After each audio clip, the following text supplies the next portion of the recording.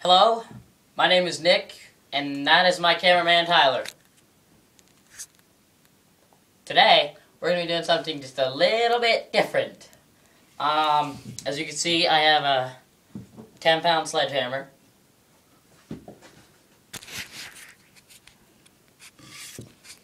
And 10 pounds. There you go. And there's an 8-ball at the corner of the pool table, and a cue ball right here. Right there. What I'm going to try to do today is at the end of this sledgehammer at the cue ball and try to put the 8-ball in the hole.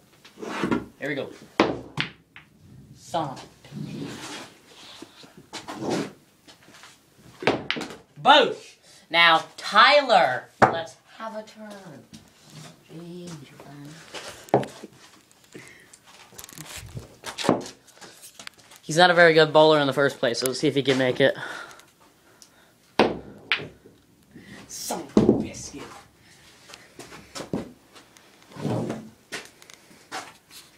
Swear to God, he's mentally challenged. Shut up.